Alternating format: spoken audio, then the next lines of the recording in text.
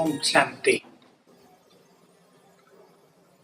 भगवान जब इस धरा पर आकर युग परिवर्तन करने के लिए महान रुद्र गीता ज्ञान यज्ञ रचते हैं तो प्रारंभ से ही उनके इस दिव्य कार्य में विघ्न पड़ते ही रहते हैं।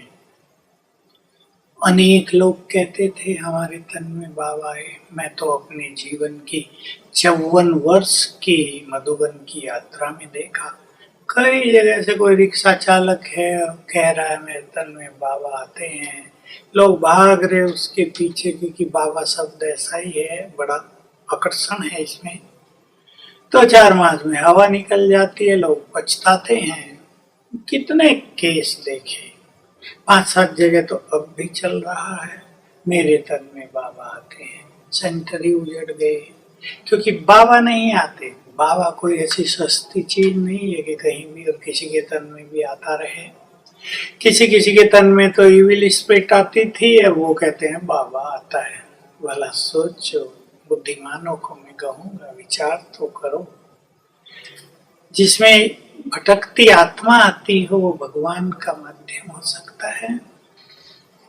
सबको दिखाई दे रहा है, एक्टिंग हो रही है, ब्रह्मा बाबा की तरह चल रहे हैं, प्यार दे रहे। मैं जानना चाहता हूँ वो हुई मुरली कहाँ है। मुझे भी पता चला, किसी ने पूछा कि बाबा सतयुग में दाढ़ी मूछ क्यों नहीं होती, सिर खुजलाने लगी। कुछ उत्तर नहीं दिया। किसी ने बोल दिया बाबा सब कह रहे हैं बाबा तो नहीं आता। कहा कहने दो ना, बाबा तो बैठा है ना। फिर किसी ने बोल दिया बाबा सब कह रहे हैं भूत आता है, कोई बाबा बाबा नहीं, तो गुस्सा करने लगी। भगवान गुस्सा करता है क्या? सोचो तो सही। और मुझे लगता है ये खेल उसका भी जल्दी हवा निकलने वाली है, क्योंकि झूठ सदा नहीं चलता। आप जानते हैं ये उस बहन की गलती नहीं, जो आत्मा उसमें आ रही वो अपना रूप बना लेती है। मैंने कई जगह सुना बाबा आ गए हैं, कह रहे हैं 108 तरह का भोग मेरे लिए बनाओ। मेरे को फोन किया, विदेश की बात है, भाई जी बाबा आ गए हैं, हम तो बहुत आनंदित हैं, 108 तरह का भोग लग रहा है। मैंने कहा भगवान भोग मांगा करता है क्या, भूखा है क्या? वो तो भावनाओं का भूखा है, प्यार का भूखा है। और वही हुआ, भोग खा के कह दिया मैं बाबा नहीं हूँ, मुझे तो भोग खाना था। कितनी जगह हो गए हैं, सब खेल खत्म कर देता है। बुरी एनर्जी फैला के चली जाती हैं आत्माएं, कई नुकसान करते हैं। इसके लिए तो मैं सुनता हूँ कि वो उस बहन को घर घर में ले जाते हैं, जो भी सेठ देखा पैसा मिलेगा, आओ बाबा को बुलाते हैं तुम्हारे लिए। दूसरे घर में ले गए, आओ बाबा को तुम्हारे घर में बुलाते हैं। एक सिटी में ले गए, आओ बाबा को यहाँ बुलाते हैं, आ जाओ बाबा के बच्चों। घूम रहे हैं। भगवान इतना सस्ता है क्या? सोच के तो देखो, क्या ये भगवान का रोल हो सकता है? जिसने भगवान को पहचाना होगा वो तो इन सूक्ष्मताओं को समझ सकते हैं। कोई गए कहते मैं अपने बाप को नहीं पहचानता क्या? मैं तो कहता हूँ तुम बिल्कुल नहीं पहचानते। बाबा क्या है तुमने अभी तक जाना ही नहीं, ध्यान किया है, केवल ज्ञान की गहराई को बिल्कुल नहीं समझा है। भावुक हो के बहकावे में आ गए, कुछ नहीं मिलेगा। जिस यज्ञ से खाया जीवन भर, जिस यज्ञ में अपने को समर्पित किया, उसको छोड़कर जाना, देख लो भगवान की दृष्टि उन पर रहेगी या नहीं। कहते हैं बाबा ने तो कहा था जहां तुम मुझे बुलाओगे आ जाऊंगा। ये सूक्ष्म बात है।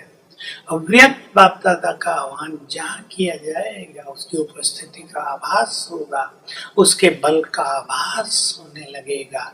ये ऐसे नहीं कि शिव बाबा आ जाएगा। मैं आपको बहुत दिन से कहता आता हूँ अव्यक्त पाठ बंद होगा। मुझे इसका 50 साल पहले पता चल गया था। बाबा ने स्पष्ट कर दिया था एक दिन आएगा अव्यक्त पाठ बंद हो जाएगा, बहुत लोग भागेंगे, संशय हो जाएगा, लेकिन उसके बाद आत्माएं चमकेंगी, आत्माओं की प्रत्यक्षता होगी। जो महान बने होंगे उनके द्वारा बाबा की जय जयकार होगी। अब वो समय आ रहा है। तो बाबा तो ऊपर से अपना पाठ प्ले कर रहे हैं, उसको अब नीचे आने की जरूरत नहीं है। अब तो साक्षात्कार के द्वारा उसका रहा हुआ कार्य संपन्न होने जा रहा है। इसलिए जो बुद्धिमान बाबा के बच्चे हैं इस तरह के बहकावे में भटकावे में ना आए। मुझे भी लोग कहा करते हैं जाके देखा हो एक बार, नहीं विश्वास होता। मैं कहता हूँ जिस सत्य को पाने की युगों से इच्छा थी, जिसकी तलाश थी, वो सब मिल गया। अब हमें भटकने की जरूरत नहीं, जिन्हें भटकना हो जाओ। नुकसान ये होगा कि शिव बाबा की नजर, उनकी कृपा दृष्टि, उनकी मदद उनसे हट जाएगी और इसका नुकसान उनको ही होगा। पश्चाताप का मार्ग है। अभी तो हमारी बात को लोग सोचेंगे, वो कहेंगे पश्चाताप तुम करोगे, तुम बाबा से नहीं मिले। हम तो हजारों बार उनसे मिल चुके हैं, आत्मा पूरी तरह तृप्त है। और जो योग में उनसे मिलेंगे उनको इस तरह कहीं भटकने की जरूरत भी नहीं पड़ेगी। तो सभी भाई बहनों को मैं कहना चाहता हूँ, शिव बाबा को जानना बहुत सूक्ष्म चीज है। और उसने तो ये भी कह दिया, जब तुम मुझे परफेक्टली जान जाओगे, तुम भी परफेक्ट बन जाओगे। जो भटक रहे हैं वो केवल भावनावश, वो उनके उन चीजों को नहीं समझ सकते। मैंने कई आत्माओं को देखा जो दूसरों में प्रवेश करती हैं, वो कई रूप बदल सकती हैं। वो कभी किसी के शब्दों में बोल सकती हैं, कभी किसी के शब्दों में बोल सकती हैं, भाषाएं भी कई बोल लेती हैं, रूप कई बदले हुए दिखाई देते हैं। कहते हैं वाह कौन आ गया, जादूगर है, कौन देवी आ गई, इतनी शक्तिशाली है। लेकिन जल्द ही भ्रम टूट जाता है।